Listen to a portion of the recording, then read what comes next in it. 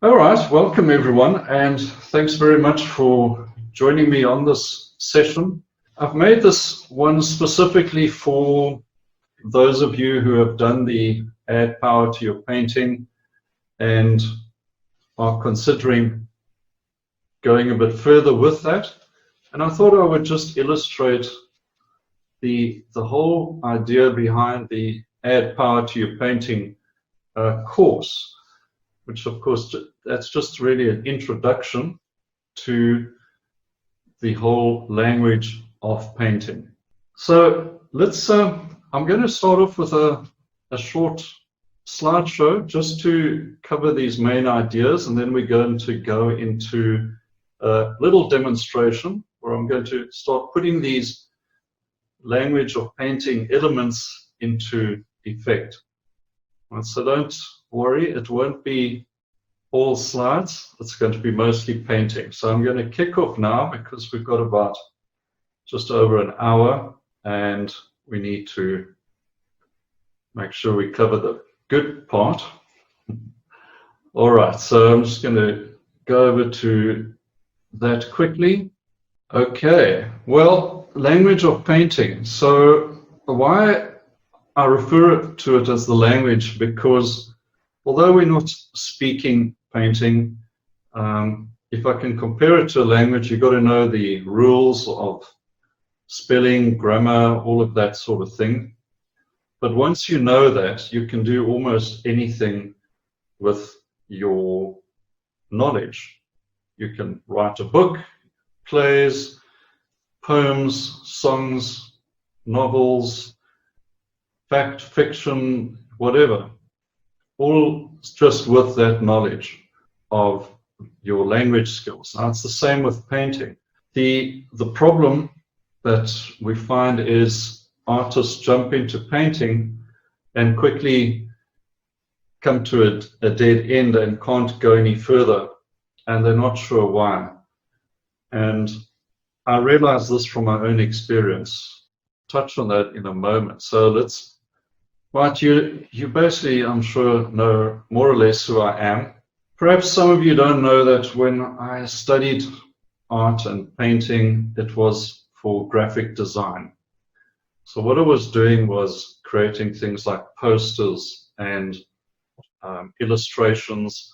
At university, I was supposed to be studying law, but in my free time, I was designing T-shirts and stickers or decals for the university, all sorts of graphic work like that, two-dimensional.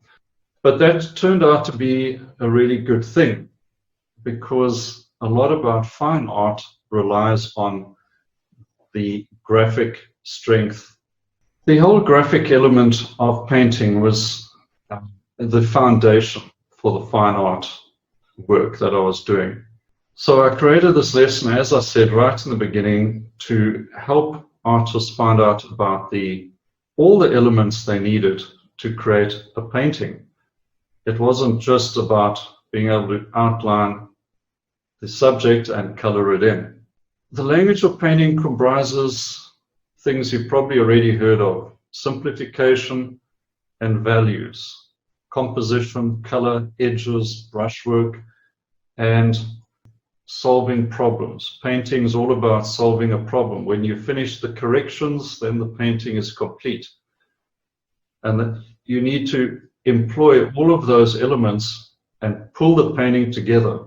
The great part is, once you know these elements of the language, you can develop your style as you like. You don't need to worry about a style of painting. You will find that on your own, just like you're being unique, and your own unique talent is going to develop the style for you if you use those elements.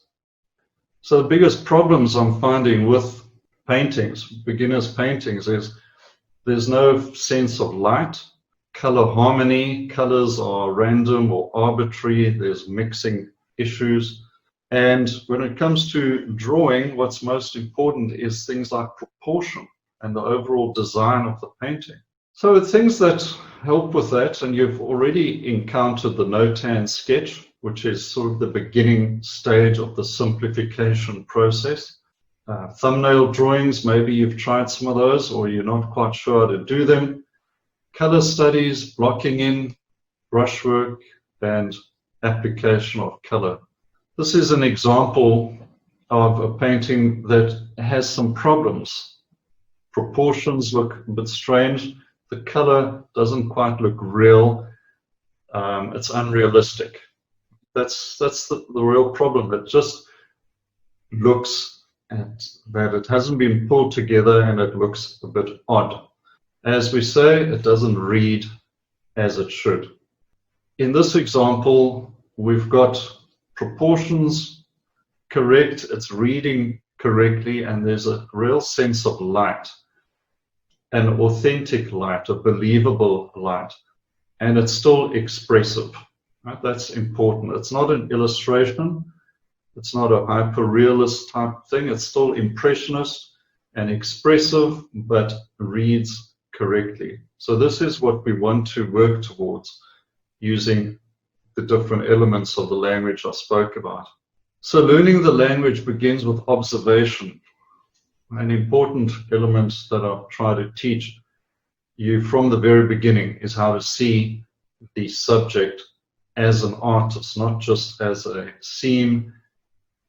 As a regular observer, you may recognize it as a pretty scene, but you're missing a lot that's in there. And if you had to turn your back on the scene and paint it, you'd really struggle. But if you observe it like an artist, you're going to pick the essentials out and immediately get the language at work, the language of painting. Simplification, but keeping it loose, painterly, big brush strokes. That's what we want to learn. And finally, capturing light, mastering light, being able to see the values correctly, color temperature, basic color mixing, and color relationships. Of course, this requires practice. Nothing I'm going to show you can be simply acquired in one go. However, when I learned about things like Notan and put those things into practice, it was very quickly apparent to me where I'd been going wrong. Of course, I'm still practicing. There's no formula to replace practice. So then going beyond the basics is going to require a lot of application of the language.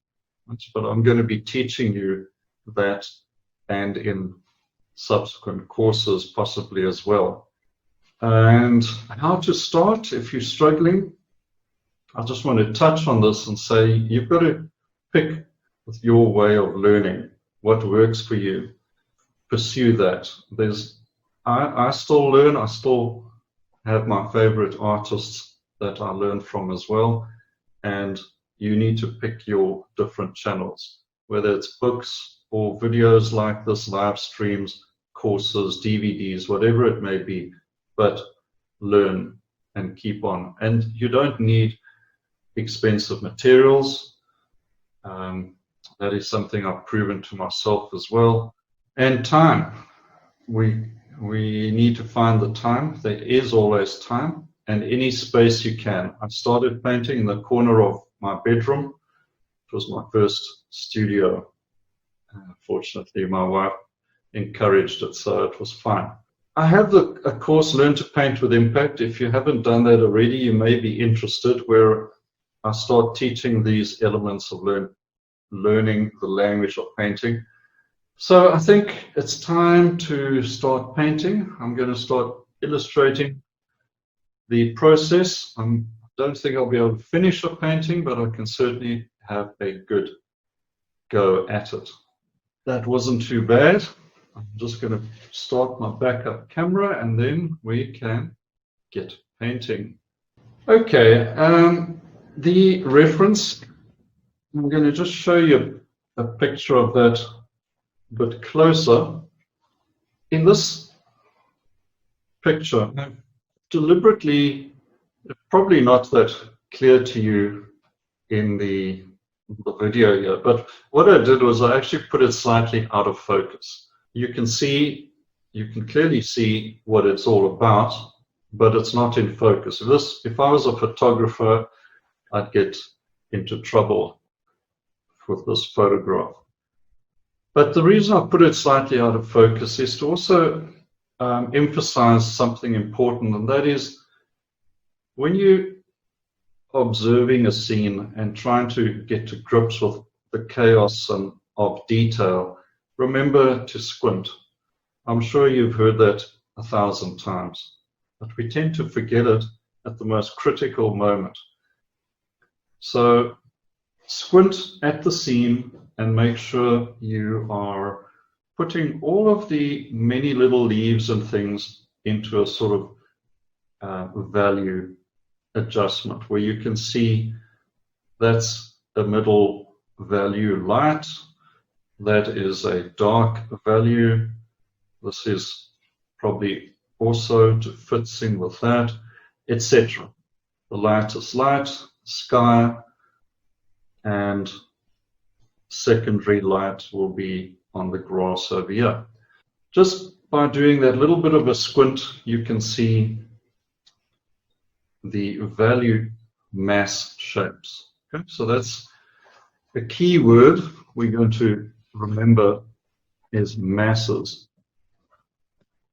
The whole process of simplifying a scene is being able to find the mass shapes in your subject.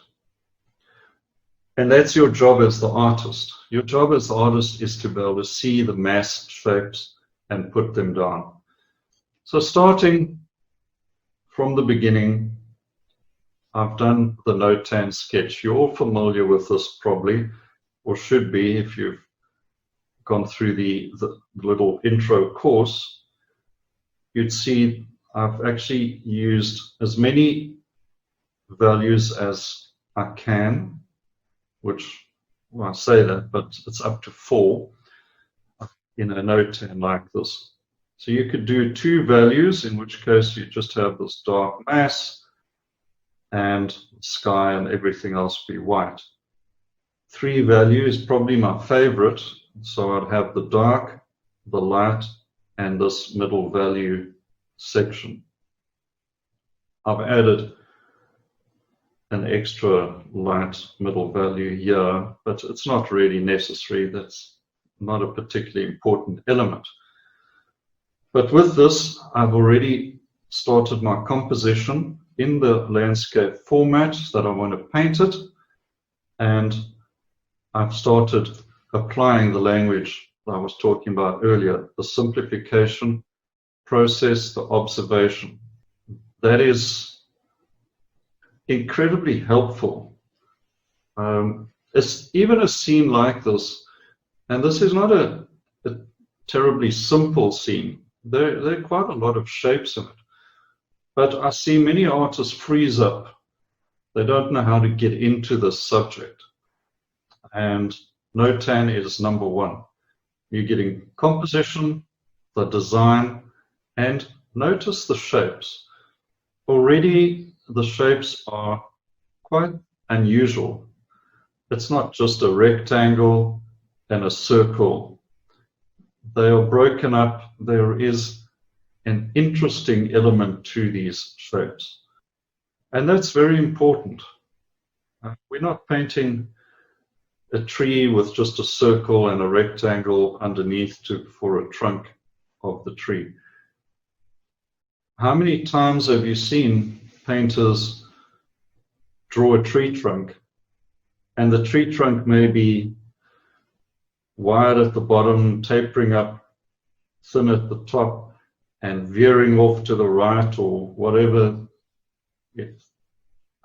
the tree has decided to do in its growth pattern. And then the artist comes along and they'll just do a rectangle for a tree.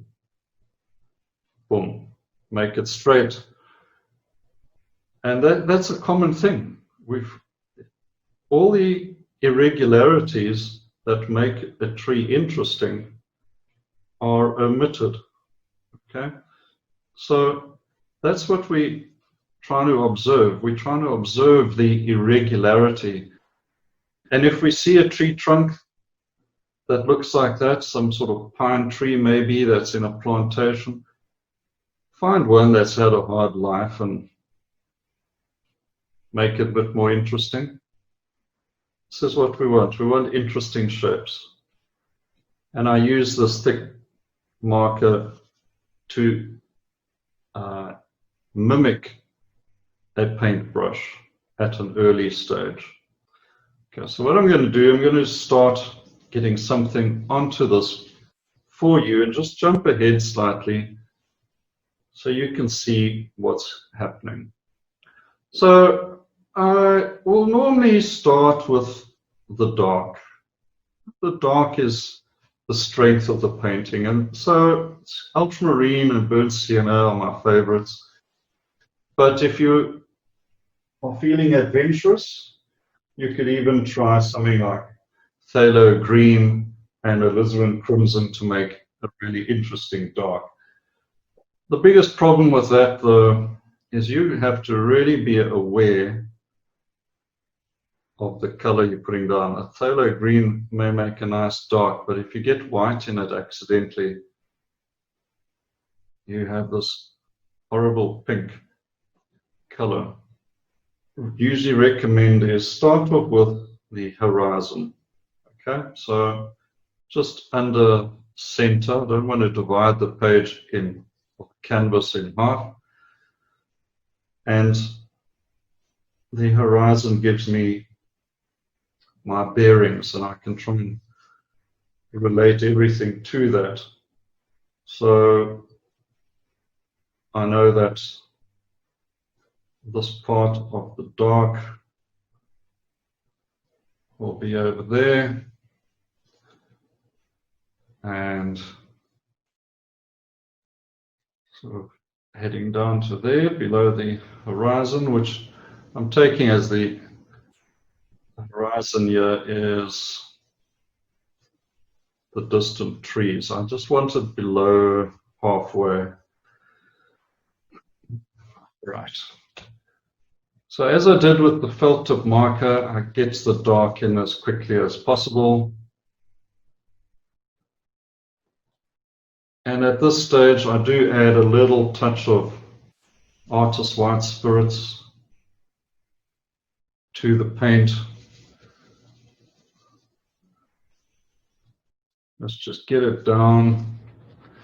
Try and get this over as quick as possible. Not exactly the most exciting part, but actually I enjoy it because the pressure has not quite started. Now the interesting thing is we've got this shadow, and one of the things I want you to do is to join up your similar value shapes. Okay, so we've got this shadow that it's a lighter value, but marginally. So I'm going to make it all one big mass shape, because what I'm doing, I'm simplifying the scene. That's all I'm interested in right now. This is not the final painting. So I've taken these trees, I've taken the sidewalk, the road, the other sidewalk, turned it into one big shape. That is what we're after. Clean off the brush or change your brush if you want.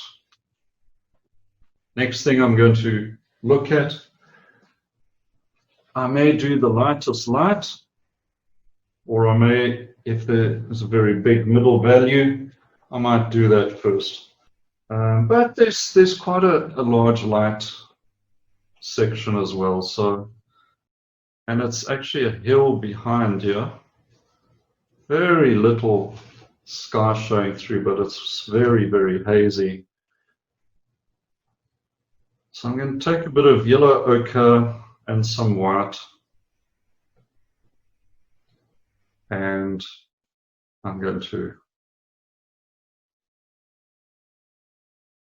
Just put that all down.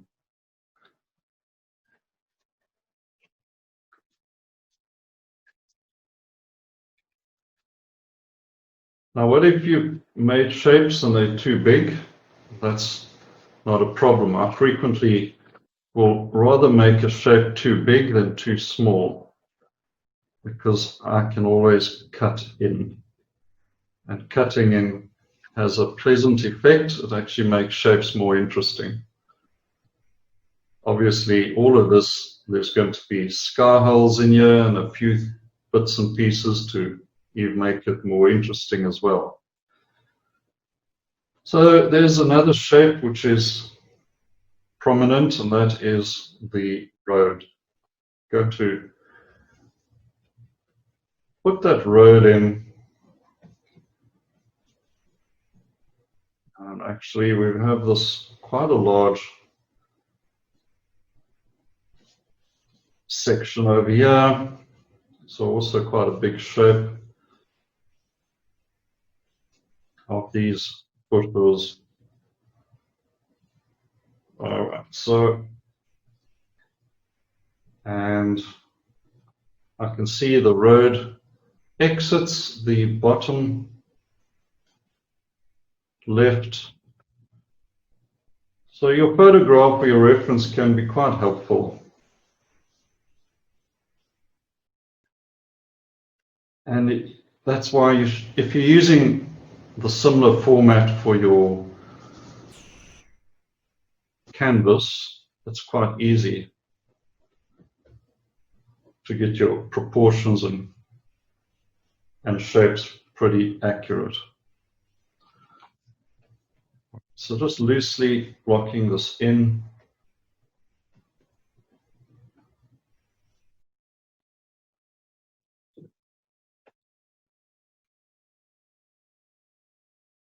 And all right, next big shape in our process is, of course, the green. Bit of lemon yellow, some ultramarine, and let's get those shapes in. And I've really got to start doing some cutting in. May as well start right now. This is just yellow and blue, no white in it. I don't want to get white into this shape. Right, this is one way I ensure the painting stays as colorful as possible, is to keep as much white out as I can for as long as I can.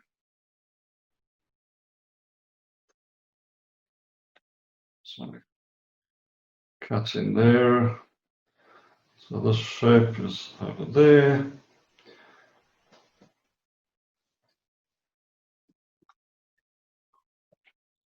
Okay, so we're getting pretty quick progress, which is exactly what you want. And then we've got some trees in the background. They are certainly very hazy. So what I'm going to do, I'm going to actually bring a touch of white in and just test it out. Still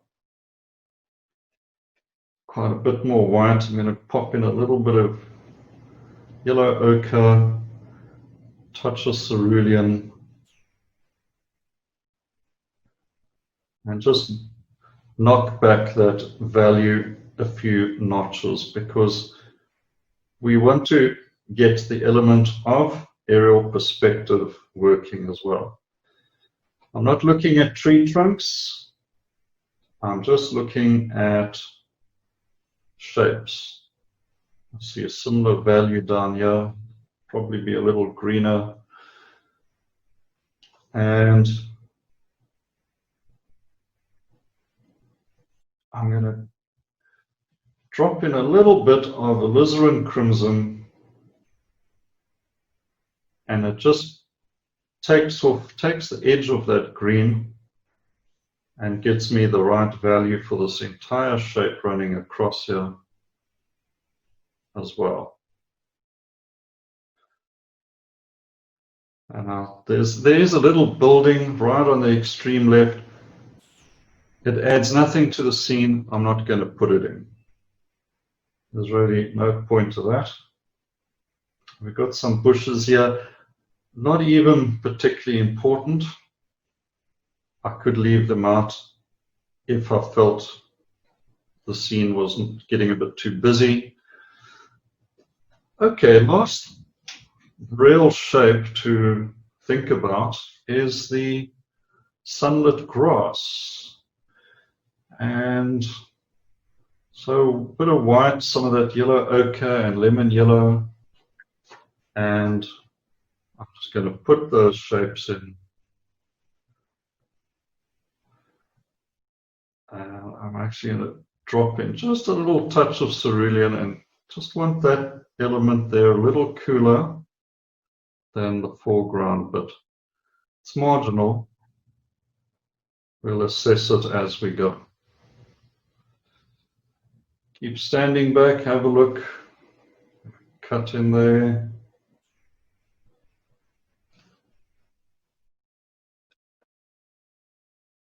There's a bit through the back. Now I need to get this part in the front. This is almost just white and lemon yellow. I want it warmer. And it actually comes down there. I'm going to cut in, go straight over this blue. One stroke, wipe the brush off.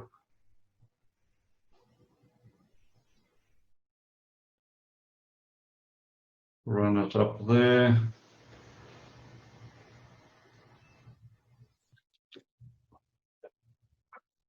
All right, I do see there's this, looks like a bit of a garden wall and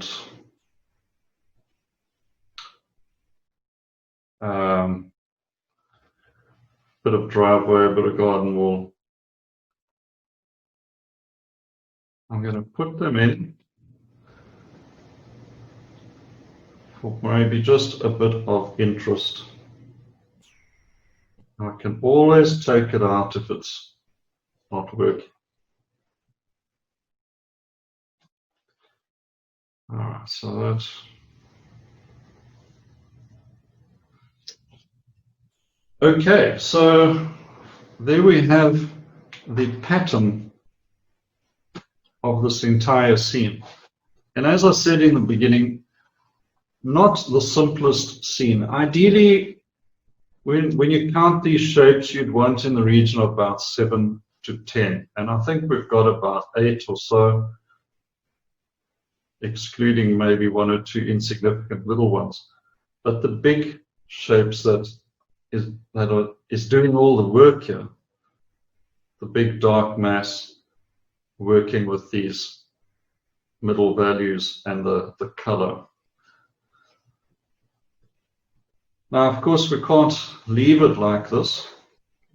And now we enter into the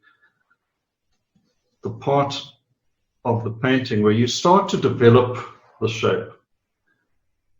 And this is where things can start coming unstuck. Well, quite possibly if you weren't aware of simplification beforehand, it's probably already headed into some trouble.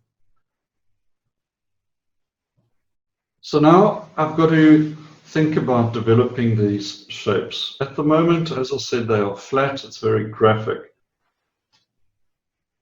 Before you start turning these shapes into something else, ask yourself, does the arrangement, this abstract arrangement, does it look pleasing? Stand on the other side of the room, have a look. If it looks like something that attracts your eye, that feels like it's got potential, it probably has. It's probably already got the foundation for a good painting established. So at this early stage, this must already be a pleasing arrangement of interesting shapes. and then you're on the right track. So to develop this, I would then go back to the darks as part of my process, and now I've got to do something about separating this dark mass of trees from the shadow and the sidewalk. They need to be somewhat different. However, different only in the sense that you can identify them for what they are. But you don't want to turn this dark into a middle value like that and bring too much white into this and too much light. You don't want to lose this sort of dark shape here, this almost L shape. If anything, I may have to just increase it a little bit over here. But if you start bringing in the wrong values, too many lights, you turn it into something else. You don't actually develop the painting, you change it into something else. And that's the risk. So everything I do is going to be to try and add interest and variety within this arrangement here of the shadow pattern and the darks. So that will all still be shadows and darks. When I'm done, the end of the painting, everything must still be as you started, lights, darks, medium values. Okay, so let's have a look at the reference again. So this is all fairly dark. There are, I'm not quite sure how clear it is on your picture, but there are warm colors in here. There's alizarans, there's things we're going to bring in. That's fine. I'm going to look at the sidewalk first. As I recall from the scene, it was a cold morning. The shadows are very cold. And I'm going to use some cerulean blue and some of that lemon yellow and touch of the ultramarine and get a cool green. Now, because of the light, it's probably not 100% clear. There's a bit of reflection on there. But this green I'm putting down, you can definitely see that it's not changing the value, but it certainly is a visible change. The eye can pick that up. Maybe I'll just exaggerate it a little more. One thing I'm not going to do, I'm not going to bring in white if I can. If there is any white that creeps in, it's going to be very, very marginal, because white will ruin your darks immediately.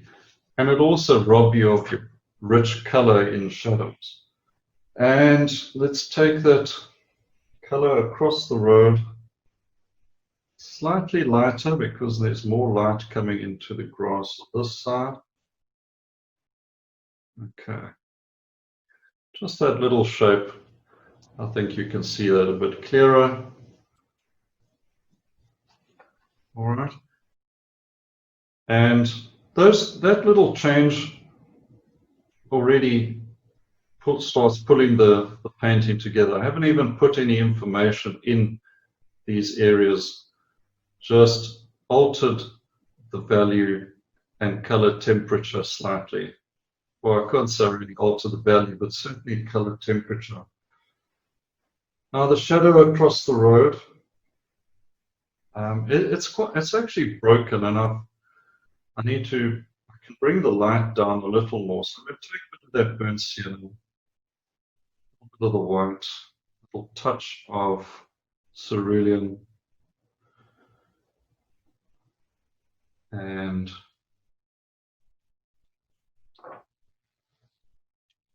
clean that brush a bit. Actually, what I'm going to do, now the trick we like to do is, just to make this easier, I'm going to just use a tissue and bring this, help me get that road a little lower down, just to help cut in there. Now the funny thing is, as the shadow gets closer to, or as the road gets closer to the shadow, the light or color temperature actually starts to change. Starts to lean more to something with some alizarin crimson in it as well. It's not as light.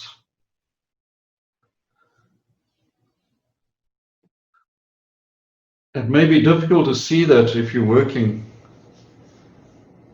on plein air until you actually encounter that sort of phenomenon. So when a light reaches a shadow, it's not just like you've drawn a line with a ruler. It's not black and white. There is a transition, a slight gradation, and a blurring of the edge. So you would use that in your painting as well. You would use your brushwork. You'd slightly adapt your color, a little more alizarin over here, and soften the edges by just dragging your brush over the edge and diffusing it a little, making it perhaps a little wonky as well. It's not a perfect line that's created by organic shapes. Okay. Now into the shadow itself, and I love working with shadow color because the challenge is to make shadows interesting, not just a dark, but something you want to look into. So I'll use a bit of a cerulean just for its coolness, and the local color of the road in perfect light situation, the local color, just sort of a burnt sienna. I'll put a little burnt sienna with that alizarin, some of that cerulean to cool it down. I'll try that. We'll pick up some of that ultra as well, which is still wet. When I look at the reference, the shadow is appearing to be kind of a cool violet. So on the blue spectrum. And I'm a real fan of bringing some violet into my landscape paintings. So a bit of, so you can't quite see that there, but I'm going to use a bit of cerulean, a bit of alizarin, and I'm going to put in the slightest touch of white. And I'm going to try and get that shadow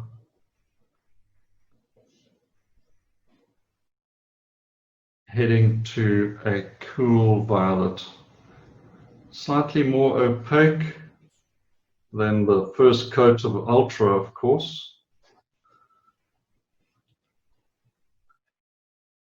Now don't worry if your color is not perfect at first go. You're putting on layers. We work in layers. And you'll assess it as the painting develops.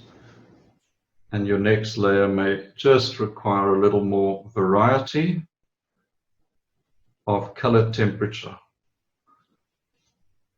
I don't want any shapes in here that are so different in value they're going to change this shadow into something else. That is the trick. Right, so I'm going to leave that as it is for the time being. Okay, now what are a few other important elements in this language we've been talking about? We've got the value structure, we've got the shapes, we've got the composition. What it comes down to is how you handle color. Okay? How you handle color and your brushwork determines your unique style. Everybody's going to use their brush differently, just like everybody signs their signature differently, even if they're all using the same pen. So never lose sleep about your style. It's going to develop, provided you work boldly with your brushwork and your color. So let's have a look at this dark quickly. Kind of similar to the shadow, I've got to bring some variety into it. And I know the tree has green in it, but the green is very dark. Even that is riding very close to being too light. But I've got to get some thing going in here, a second layer. So I'm going to put that local color in. Also see if I need to vary the shape a bit more. There's sort of falling branches, so I'm going to just cut into this middle value. We've got sort of drooping. So what I'm doing is already developing the painting and altering the edges. All right, softening an edge over here, but bringing something a bit stronger over there. And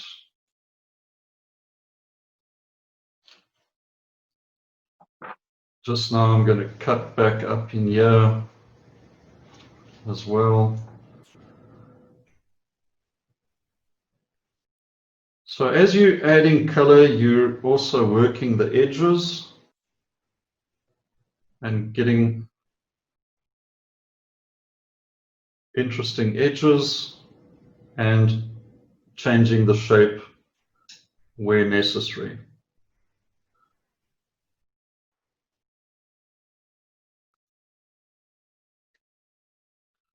So this is following a logical and step-by-step procedure, and ultimately you get to the completed painting. What I often call is the process of correction, because that's all you're doing is making corrections, and when that's done, your painting is done. So I said I want to just cut up in there. I want to get into this middle value area. It's quite interesting. There's some really strong warms, yellowy orange warms around here. And over here we've got some even reds coming in. And then cooler greens are over there. So let's try and bring some of that variety in. We're going to mix up a quick orange, red light, and lemon yellow. A bit more lemon yellow, touch of cerulean.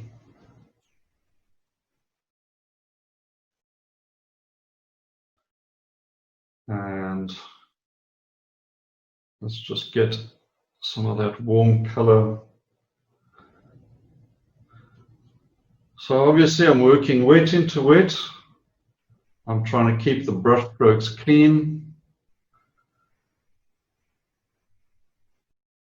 I don't want to pick up any of the ultramarine blue and contaminate this light color.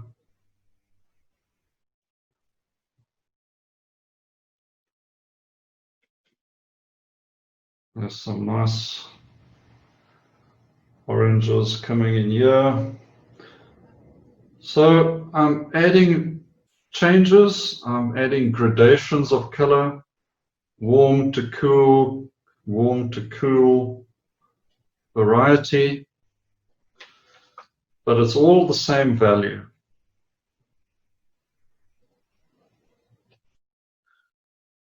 Definitely want to cut up in there a little.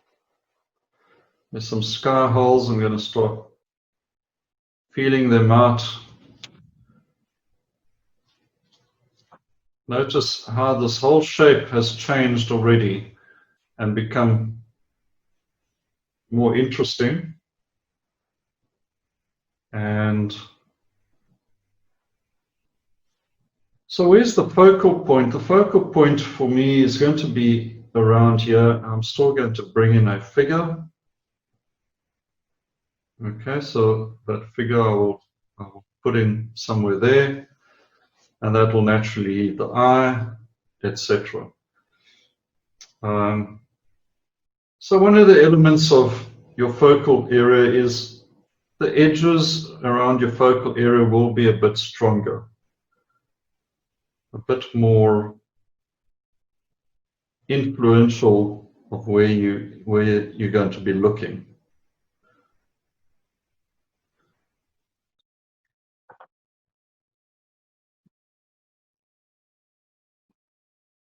Obviously the dark here is quite strong, and we've got the direction lines of the road that are quite significant.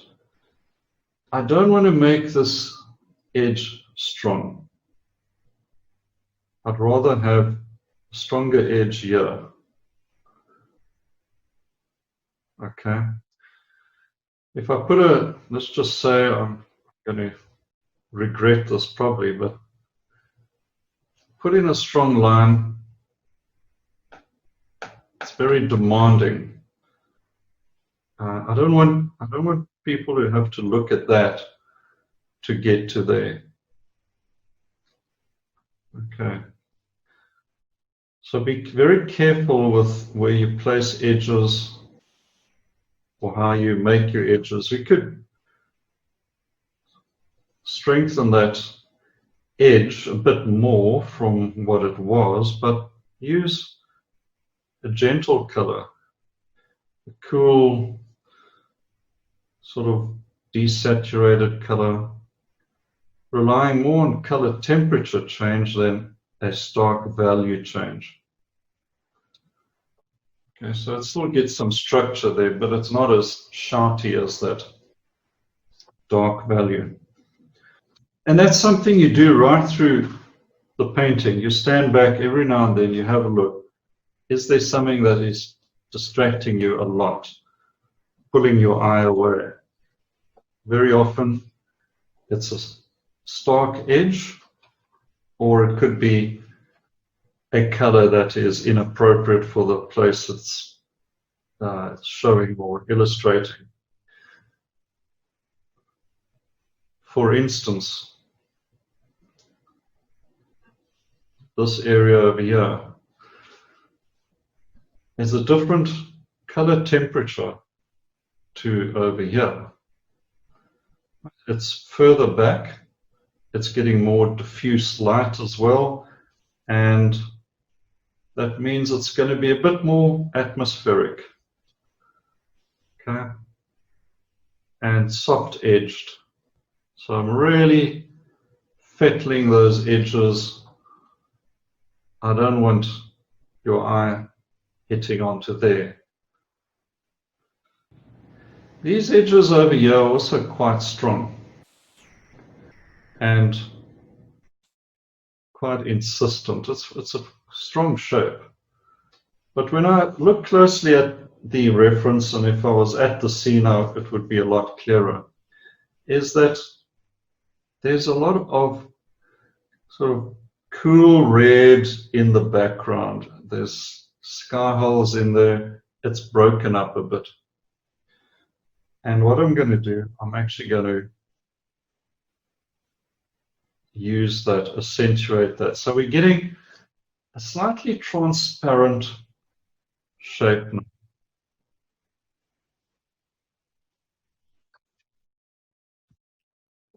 Made up of dark and then showing something through behind. And at the same time, I'm knocking that edge area back just a little. Fairly strong dark over here. This clump of leaves hanging there.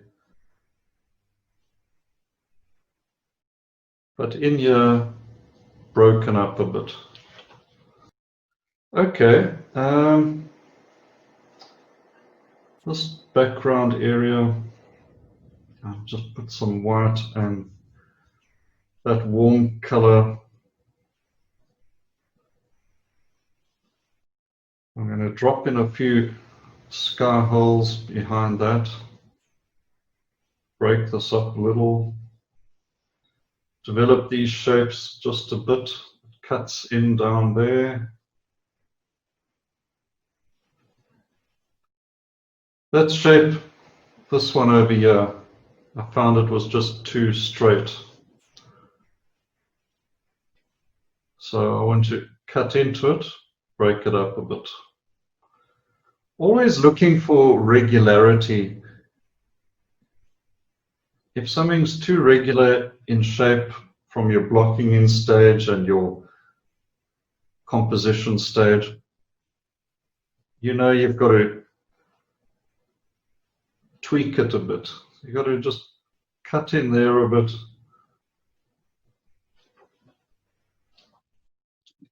And it gets more interesting. Now there's a fair amount of shadow that you can start bringing in. Very interesting color over here. It's warm and dark, which is quite unusual. So what I'm settling for is really a desaturated color. It's a bit of alizarin, a bit of blue, a little bit of white. It's picking up some of that green, and it's what we usually call a gray, just a desaturated color. Making changes, but not dominating the scene.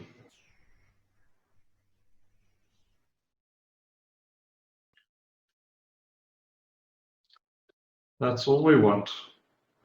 We want to make changes. We don't want to have to make this terrifically noisy.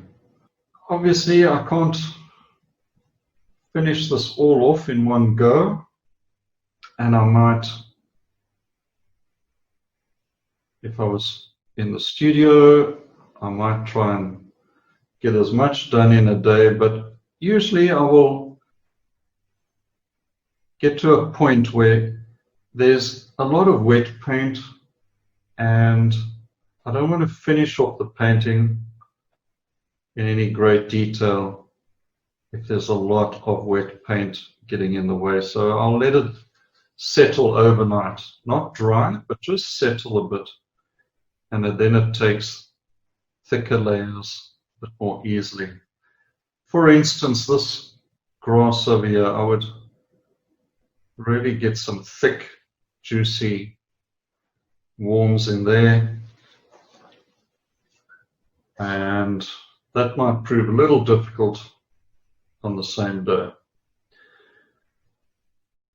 few little other things I'm going to touch on quickly. I would come back into this area and boost the color temperature around here.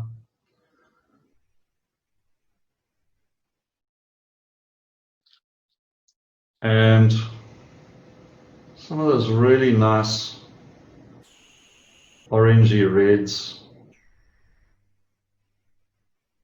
Just watch out, don't get too much white in it. So there's nothing worse than when you want an orange and you end up with a peach color. Okay, it's not a value change, but it's a temperature shift. These sky holes, I could accentuate them just a bit more.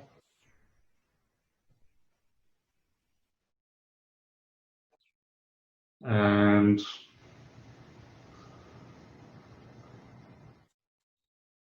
this whole edge here.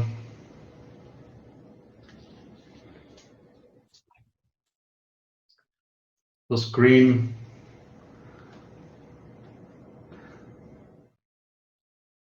Cut back in a little over there, that's shaped just a bit too big. So you're constantly looking for little things that need working.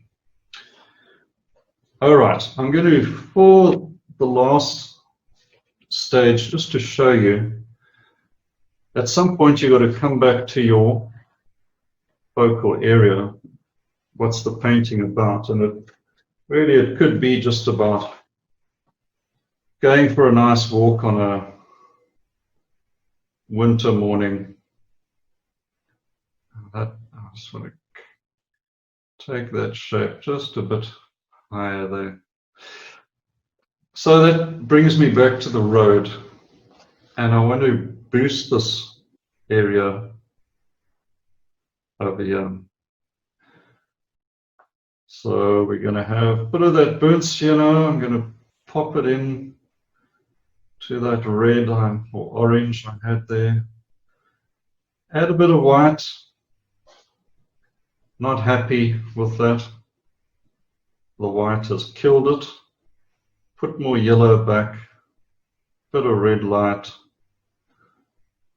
That looks a bit better. Always add color in if you're working with white.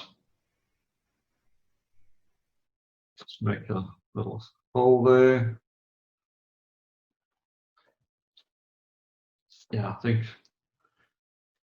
a little more white, more yellow. I'm going to lean it to yellow. Let's have a look. Okay, I like that. That looks nice and punchy.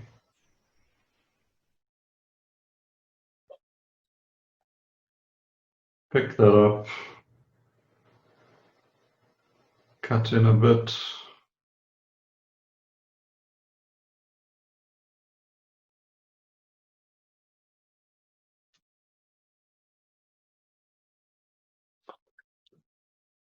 All right, I think that's looking pretty good. Get a bit more burnt sienna as it gets closer to the shadow, just gradating it a bit more, softening those edges up. A little bit more burnt sienna. It's getting warmer as it gets closer to me, but it's also getting slightly darker as it gets to the shadow and then into the shadow. Let's see if that paint settled down a little and can just get me a bit of cool violet. Let's see. I think that's a bit better. It's one color that really struggles to show up on the camera, but I will share a picture or two of this later. Okay. And this area I would also have to just alter a little, the garden wall. We got a few. It's actually quite a nice warm, but I can see there's a nice little tree trunk. So I'm going to get a little bit of alizarin, bit of burnt sienna, make a warm color there. And this is something I could do on the second day or towards the end of the painting, is start seeing where I want to bring in It's a suggestion of a few details, a tree trunk or two, a branch. But that would be, as I said, at the end, maybe just to break up a shape, add something. And also over here we've got very light trees, very light in value. Just drag the brush a bit, break those up. If they're too much, just smudge them a bit. It's all about edges. It's all stuff in the background. And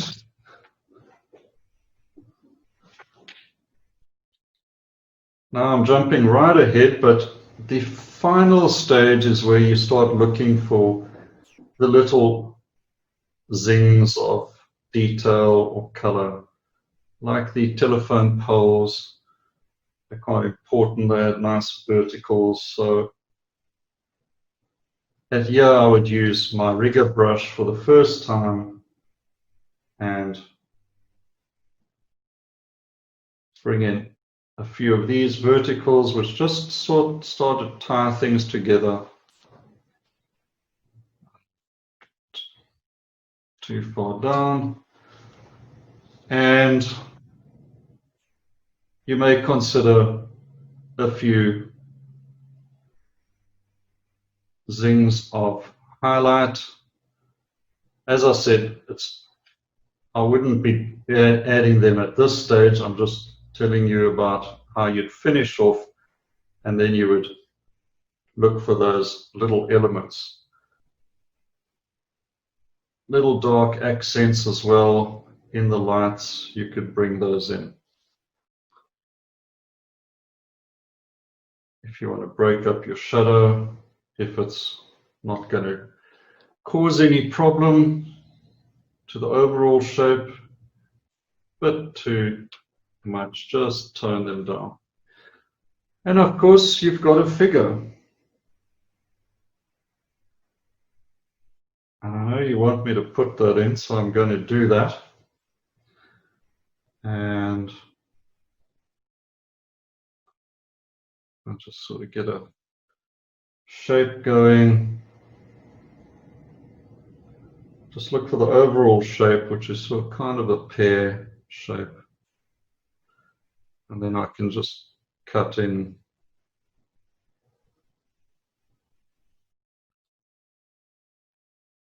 shadow.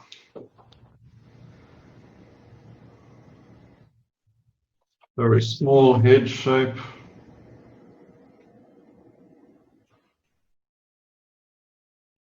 Arms.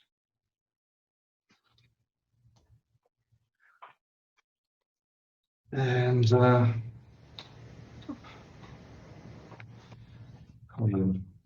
ruined the hairstyle there. Just get some of that color in. Okay. So that would be sort of the last thing or two. You'd stand back, you'd have a look. Do you want to cut in somewhere else? Is the shape looking too regimented, too dull? Do you need to do something? But hopefully at this stage, the changes are minor. You followed a process from start to finish, and you've ended up with something important at the end. You've ended up with a painting that communicates the light. Okay, that was the whole point to begin with. So that really is what I want you to be able to do when you, let's just see if I get this edge going. Yeah. The whole point of the language of painting, it's not just a gimmick, it's not just something that sounds cute. It is in fact following a process of application of those rules to get the end result, and a result that you can kind of almost plan from the start. If you've gone through all of this, and then you end up with something pleasing to finish it off with. I started, if you can do a small version, and you can take it up to a larger version. This is a 40 by 40 centimeter canvas painting. So you test, you try it out, and you work out a painting right from the early stage. Simplification, masked shapes, develop, adjust the color, adjust the edges, and you hopefully end up with something that's pleasing and interesting. I'll go through all of this in quite some detail in Learn to Paint with Impact. If you've done that before, you'll know about that. For those of you who haven't, you may want to think about having a go with that as well. And just learn those steps, and they will sort you out for whatever paintings you get involved with in the future. And tomorrow I will probably look at this. I may finish it off as well. If I do that, I'll share that with you, that process. You know, and there's little things you may want to play with. You could always add, you know, touch of light to your fence poles and things like that. But to get to that stage, you go through the basics first. And you get that process working, you will be much happier. Okay, I think I will leave the demo there. We've got a little bit of time left. But yeah, I hope that's given you perhaps a bit of an idea of what I'm always going on about. The language of painting is something I use all the time.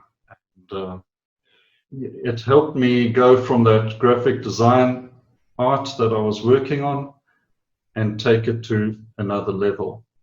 And as you can see, I haven't used any pencil drawing on this panel. I've worked with shapes, masked shapes.